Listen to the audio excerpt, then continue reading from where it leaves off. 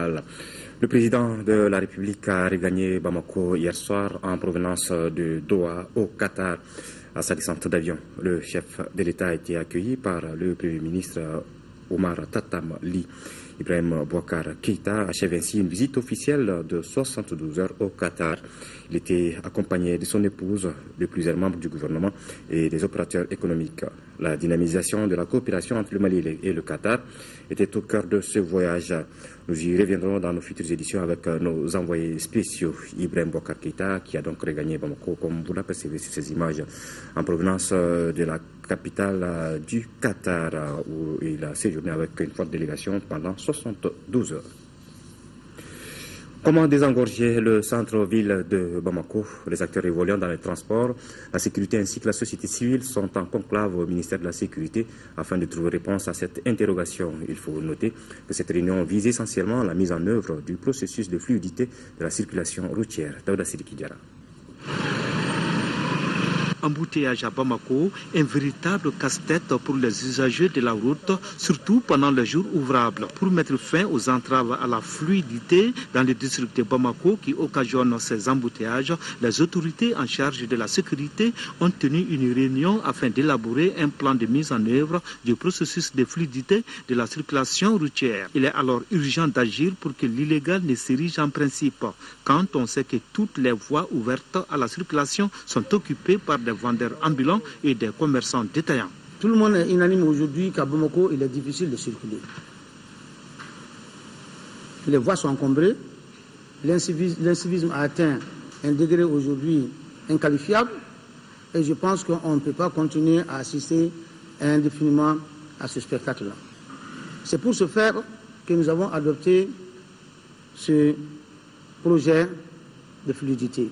Mais avant de faire recours à l'usage de la force, les ministres de la Sécurité optent pour la sensibilisation à outrance. Il s'agit d'informer davantage encore. Je pense qu'on va aller les deux, continuer à sensibiliser et à informer. Les deux semaines pour que les départements techniques qui sont chargés de la mise en œuvre des mesures arrêtées se préparent également. Dans 2 semaines, nous devons être en mesure de nettoyer Bamako. Ce ne serait pas facile. Pour ce faire, j'ai interpellé un certain nombre de départements et de services qui doivent tenir des rencontres avec leurs partenaires pour que les uns et les autres comprennent que ce n'est pas une action de force qu'on allait, une épreuve de force qu'on va engager contre eux. Et c'est dans l'intérêt de toutes les populations de Bamako que nous voulons aller vers cela. Et pour ce faire, ils doivent nous aider à faire ce travail. À commencer d'abord par la Chambre de commerce et d'industrie. Les commerçants détaillants qui se sont installés anarchiquement sur le trottoir doivent partir. Pour l'application des mesures concernant les accidents de circulation, là aussi, nous serons intransigeants là-dessus. Les contrôles techniques, le respect du code de la route, le port de casques, également l'interdiction des transports mixtes. Pour le port de casques, nous allons donner encore un délai. Un délai, nous pensons que nous allons commencer à le faire également peut-être après l'opération de fluidité, 1 semaine après l'opération de fluidité. Et durant toutes ces opérations que nous allons mener, je pense que nous allons avoir des comportements dignes. La mise en œuvre de ces plans d'urgence qui visent à désengorger le centre-ville va donner un cadre convivial aux usagers de la route.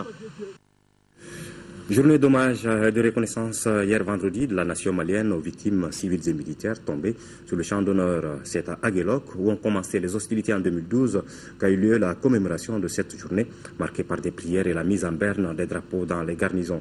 Pour le ministre de la Défense et des anciens combattants, ces crimes ne resteront pas impunis. Écoutons Soumeli Boué-Meiga au micro de nos envoyés spéciaux à Aguelok, Mohamed Diarra et Abouakar Traoré.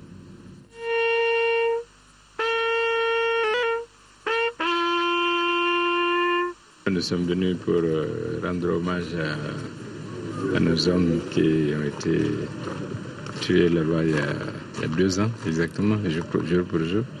Après avoir vaillamment résisté, nous avons estimé que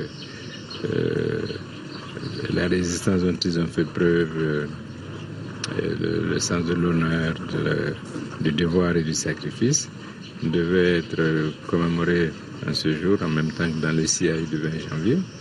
Et nous servir, comme nous l'avons rappelé à un moment du 20 janvier, comme une source d'inspiration permanente, de motivation permanente.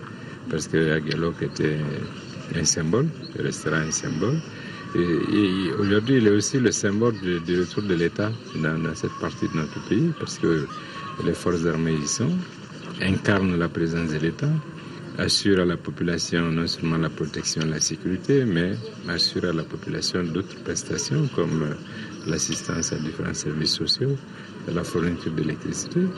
Et nous espérons que la confiance revenant au niveau de la population, l'État se redéployant, que petit à petit, nous allons retrouver le calme, et la paix, la stabilité qui n'aurait jamais dû cesser d'être là.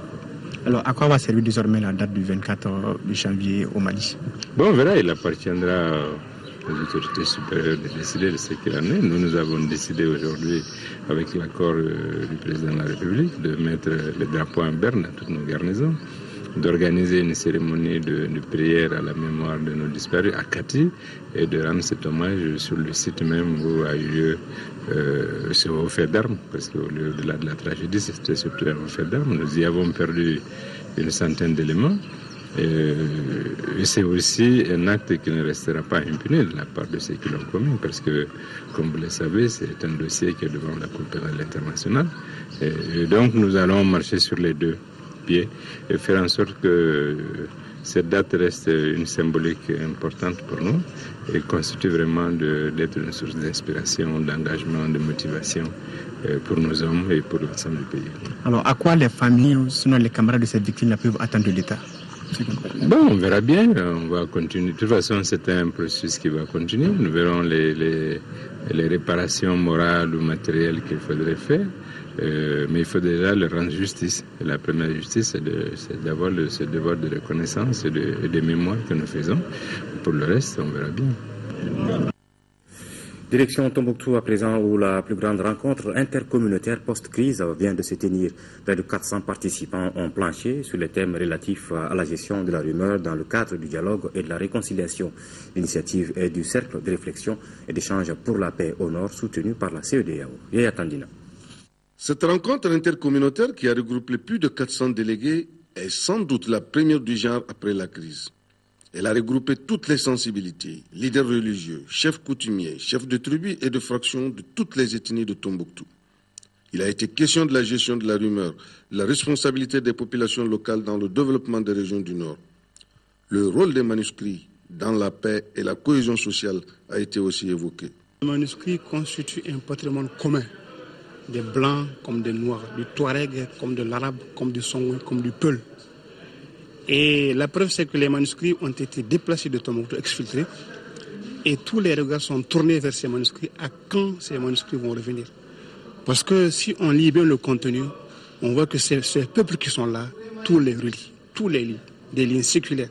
Et les manuscrits contribuent justement à asseoir cette cohésion. Le gouvernement appuie toutes les initiatives tendant à la réconciliation et à la paix au niveau des régions du Nord.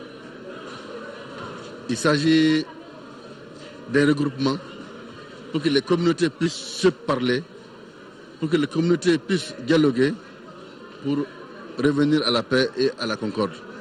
L'initiative est du cercle de réflexion et d'échange pour la paix au nord du Mali, Créneau Mali, soutenu par la CEDEAO.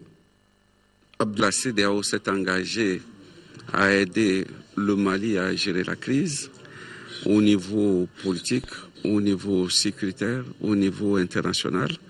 Il est tout à fait normal que nous puissions être aussi aux côtés des populations à la base pour essayer de voir comment trouver des solutions concrètes qui s'appliquent immédiatement et que cette crise puisse être gérée aussi à la base, pas seulement au niveau du sommet par les gouvernants. Nous avons décidé de faire des rencontres dans toutes les régions du Mali, essayer de parler directement avec la population pour voir quelles sont leurs idées dans le cadre de la cohésion sociale, dans le cadre du développement et dans le cadre du retour définitif de la paix.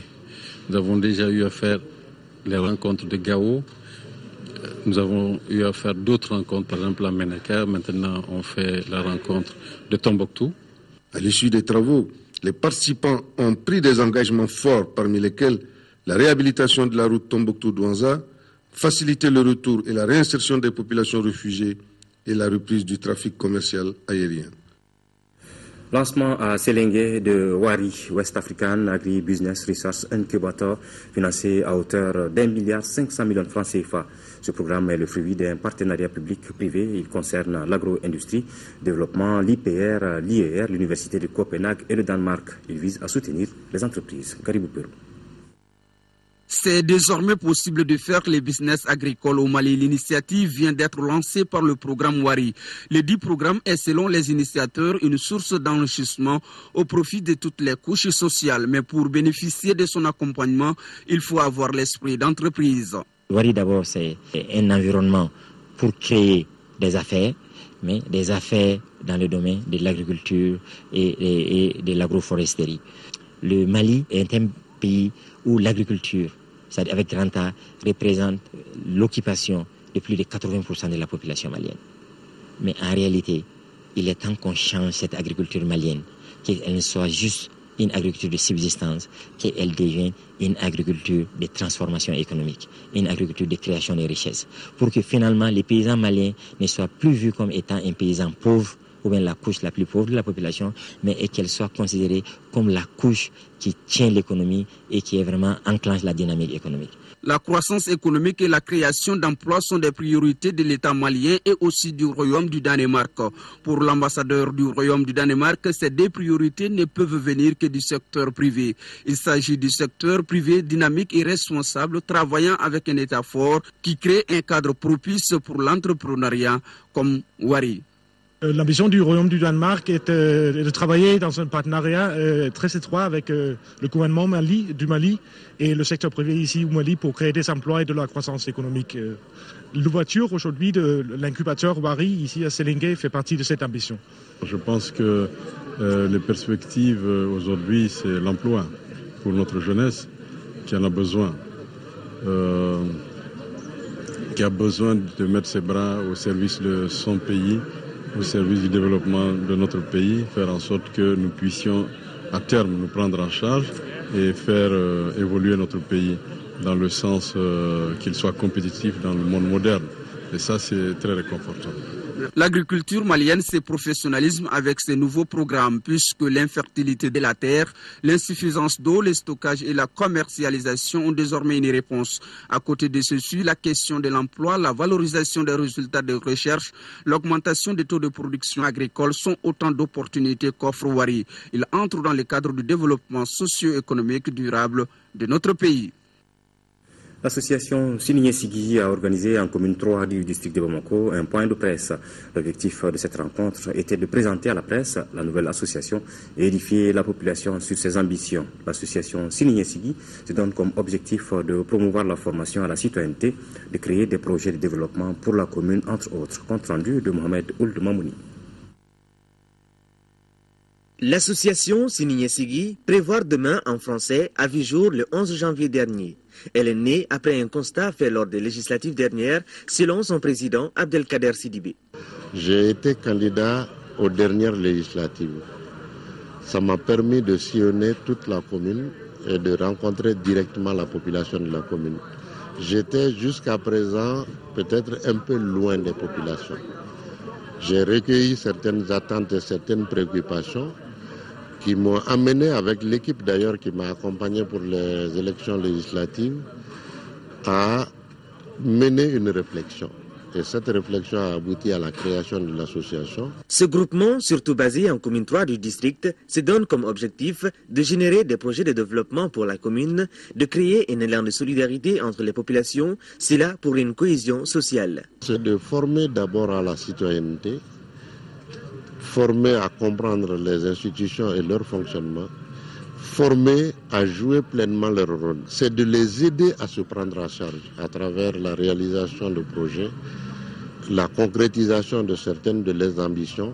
L'association Siligné Sigui entend déjà poser sa marque avec un certain nombre d'actions. On va déjà former des équipes de jeunes pour l'élaboration de projets. Ces projets, on va les prendre, les porter pour trouver effectivement, faire des montages, trouver le financement de ces projets. Cette association se veut plus proche de la population. Elle entend mener des actions concrètes dans les 22 quartiers que compte la commune 3 du district de Bamako. Célébration de la fête du 20 janvier à Kouri. Les habitants de cette localité ont célébré dans une communion totale la fête de l'armée. C'était à la faveur d'un cross auquel ont participé filles et garçons. Cheikh Omar Sangaré était de la fête. Kouri est une commune rurale située à la frontière avec le Burkina Faso dans le cercle de Yorossou. Ici, c'est dans une ferveur populaire que la localité a célébré le 53e anniversaire de l'armée malienne. Le ton de cette célébration a été donné à la brigade de la gendarmerie par la montée des couleurs dans une communion totale entre frères d'armes. Cela dans un esprit de paix. Bon, vous savez que comme tous les militaires de la République, comme tous les militaires du Mali, comme tous les Maliens d'ailleurs, le pays aspire à la paix, à la tranquillité, à la quiétude. Tout le monde est content et on veut la paix pour qu'on puisse aller vers l'avant. Un pays ne peut se développer sans la paix. Ensuite, ce fut un cross qui a mis aux prises les écoles de la localité en catégorie filles et garçons. Les coureurs sont partis de la douane à la gendarmerie sur une distance de 3 km 800. C'était une fête certes modeste, mais très significative. Les autorités locales n'ont pas caché leur satisfaction. Des sentiments de grande joie, des sentiments de satisfaction et vraiment sentiment de voir que l'école a pu mobiliser tout ce monde pour célébrer la fête du 20 janvier, donc la fête de l'armée malienne. Durant cette matinée, la localité de Kouri a vibré au rythme de l'athlétisme. Vivement le 54e anniversaire de l'armée malienne. On parle toujours soir, cette fois-ci, du football, et c'est aujourd'hui, samedi, que les Aigles du Mali affrontent les Warriors du Zimbabwe. C'est au compte du deuxième match des quarts de finale du CHAN Afrique du Sud 2014. La rencontre, qui est prévue pour 18h30, a été bien préparée par Djibril Dramé et ses poulains. Le point avec nos envoyés spéciaux, Isaac Tchenou et Mbarakou Maïga. La rencontre de quart de finale entre le Mali et le Zimbabwe se prépare avec sérénité. Les aigles locaux qui ont gagné en confiance en terminant premier de leur groupe sont conscients que le tournoi pour la Coupe commence à partir de ce match. L'adversaire qui n'a marqué qu'un seul but, contre 0 encaissé en 3 sorties, est loin d'être minimisé par les Maliens qui ont encaissé à chaque sortie. Les joueurs à l'image d'Ibrahima Sidibé Ibra pensent avoir leur mot à dire dans ce championnat d'Afrique des Nations. Nous sommes qualifiés pour le quart de finale. Nous sommes tous conscients qu'un match de quart de finale, ce n'est pas un match facile. Surtout avec un pays comme le Zimbabwe. Donc voilà, on est bien préparé dans la tête. Donc on va essayer d'aborder ce match avec la plus grande sérénité pour tirer le meilleur du profit. Vu ce qu'on a fait dans la phase de poule, je dirais qu'on a toutes les qualités pour pouvoir accéder jusqu'en finale. Pour l'entraîneur Djibril Dramé, toutes les équipes à ce niveau sont à prendre au sérieux. Le mental est important pour vaincre le Zimbabwe. C'est un match qui s'annonce dur. Toutes les équipes qui arrivent à ce stade de la compétition, ce n'est pas un fait du hasard. Chaque équipe a travaillé sereinement. Je pense que nous en avons conscience, nous devons rester concentrés. Nous devons essayer d'aborder ce match avec beaucoup de sérénité, avec beaucoup de concentration. Autrement dire, ça doit être avec les valeurs morales d'un footballeur. L'abnégation, la rage de vaincre, la volonté de gagner et surtout être construit dans la tête. Jouer la demi-finale passera forcément par une victoire devant le Zimbabwe. La mission ne devra pas être impossible pour Soumaïla Diakité et ses partenaires. Voilà, le premier match de ces quarts de finale va se dérouler tout à l'heure à 15h entre le Maroc et le Nigeria. Vous pourrez le suivre en direct sur cette même antenne, tout comme le match des Aigles qui est prévu à 18h30. Merci d'avoir suivi ce journal qui s'achève et bonne suite des programmes sur votre télévision nationale.